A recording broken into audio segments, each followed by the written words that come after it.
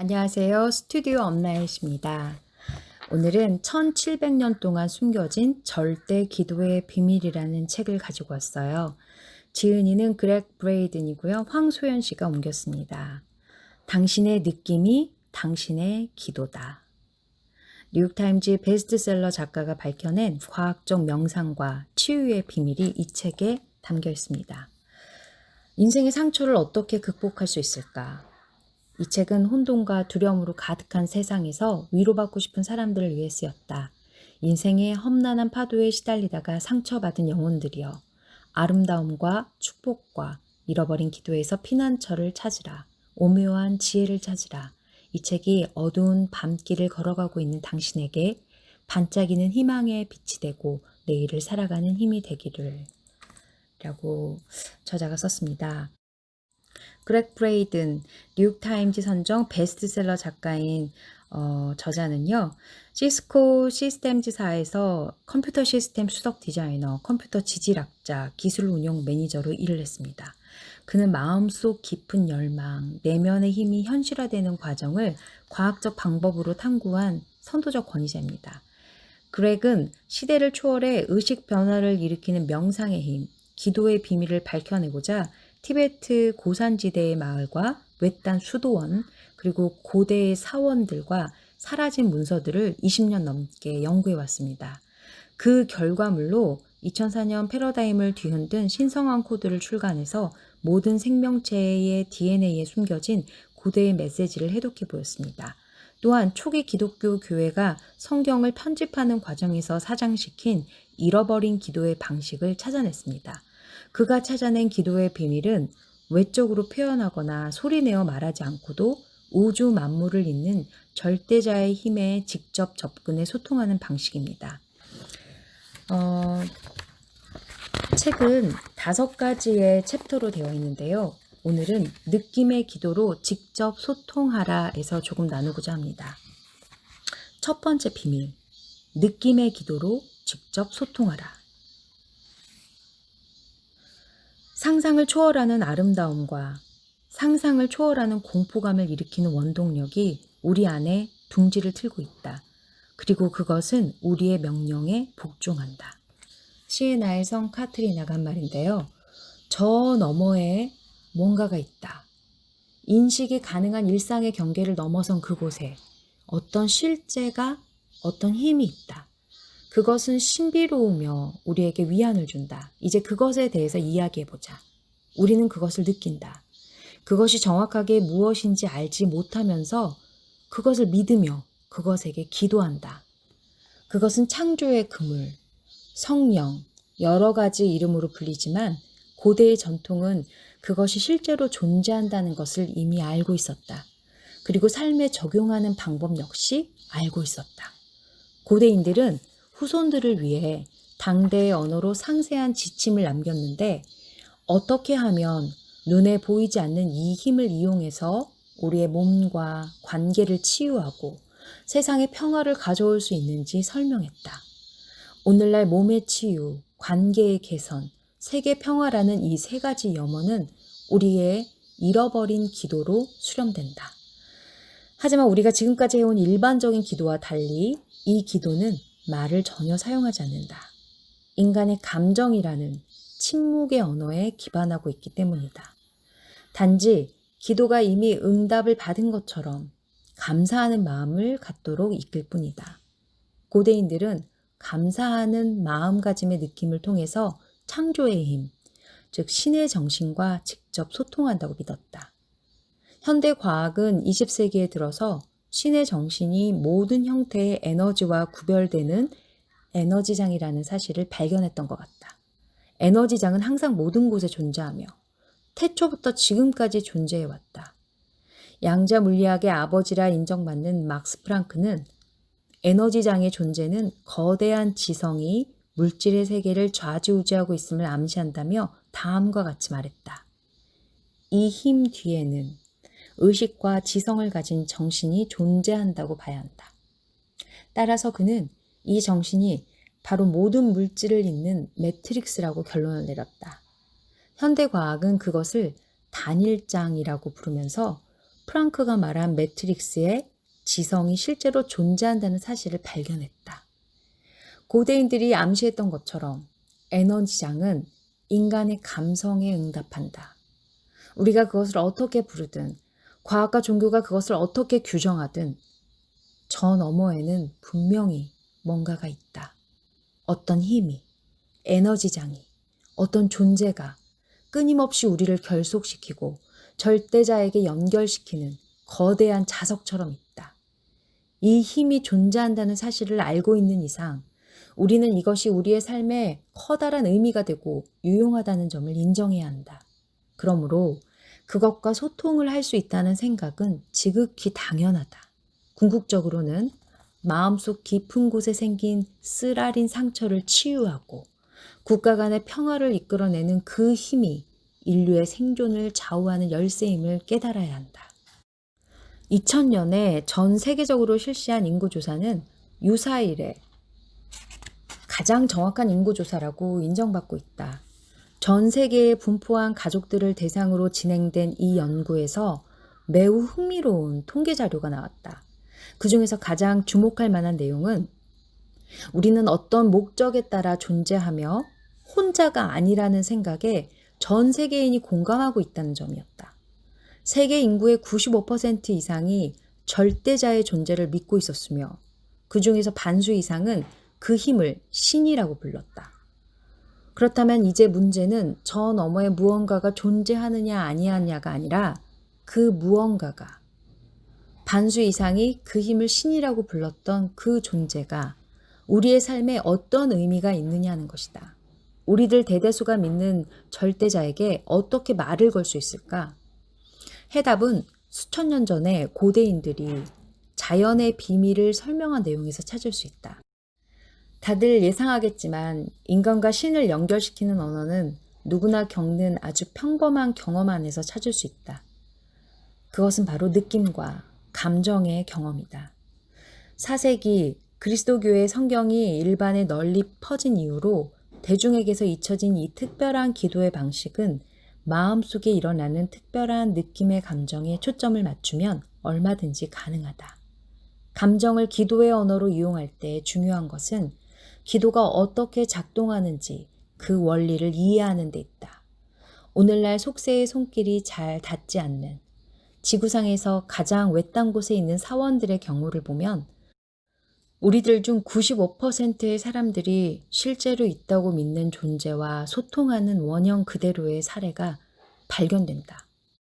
숨겨진 동기 없이 구하고 너의 답으로 애워싸여 흠뻑 취하라. 인간과 신을 연결시키는 언어는 누구나 겪는 아주 평범한 경험 안에서 찾을 수 있다. 그것은 바로 느낌과 감정의 경험이다. 과거에서 얻은 신성한 교훈. 기도는 가장 역사가 깊고 가장 신비로운 경험이다. 그리고 가장 사적인 성질을 띈다. 그리스도교와 그노시스파의 사상을 기록한 고대의 문서들은 말로 하는 기도가 예배의식에 등장하기 훨씬 전부터 원래 우리 인간에게는 보이지 않는 우주의 힘과 소통하는 교감 능력이 있음을 암시하고 있다. 하지만 기도는 사람마다 제각각 독특한 모습을 띈다. 어떤 이들은 기도하는 사람의 숫자만큼 다양한 기도의 방식이 존재할 것으로 추측할 정도다. 현대의 학자들은 갖가지 형태의 기도를 아우르기 위해 기도의 범주를 크게 4가지로 나누었다. 특별한 순서 없이 그 범주를 나열해 보자면 다음과 같다. 첫째, 격식이 없는 일상적인 기도. 둘째, 간청하는 기도. 셋째, 예배의식에서 행해지는 기도. 넷째, 명상적인 기도. 학자들은 어떤 기도든 적어도 4가지 범주 중 하나에는 속하게 되며 중복될 수도 있다고 말한다. 하지만 충분히 효과를 발휘하면서도 학자들이 정한 4가지 범주에 속하지 않는 다른 형태의 기도가 항상 존재해왔다. 5번째 기도. 잃어버린 방식의 기도는 순전히 느낌의 감정에 토대를 둔 기도를 말한다. 감정에 기반한 기도란 무기력감에 이끌려 절대자에게 도움을 요청하는 것이 아니라 우리들 중 95%의 사람들이 믿는 지성의 힘과 소통하고 그 결과의 실현에 참여할 수 있는 능력이 우리에게 있음을 인정하는 기도다. 감정의 기도는 말도 손짓도 그 어떤 물리적 표현도 필요 없다. 단지 기도가 이미 응답을 받은 것처럼 분명하고 강력한 느낌이 피어나도록 유도할 뿐이다. 우리는 이 신비한 언어를 통해서 몸을 치유하고 친구와 가족에게 내리는 풍요로운 축복을 느끼며 나라 사이에 퍼지는 평화의 기운을 체험하는 것이다. 비가 오기를 기도하며 1990년대 초반의 어느 날 내 마음속에 남아있을지도 모르는 한 채의 의구심을 완전히 날려버리는 사건이 일어났다. 그 당시 북부 뉴멕시코 지방의 사막 고지대에 극심한 가뭄이 드는 바람에 나의 인디언 친구인 데이비드 가명입니다. 비를 기원하는 의식에 나를 초대했다. 나는 이른 아침에 약속한 장소에서 그를 만나 산길을 오르기 시작했다. 산속이 흐드러지게 핀 드넓은 고원지대의 계곡길을 2시간 정도 걸었을 때 우리는 데이비드가 예전에 수없이 다녀서 손바닥 보듯이 잘 알고 있는 기도 장소에 도착했다. 그곳은 완벽한 기하학적 선과 화살표가 그려진 원 모양의 돌로 된 광장이었는데 아주 오래전에 그것을 만든 사람의 손길이 느껴질 정도로 잘 보존이 되어 있었다. 여기가 어디죠? 나는 물었다.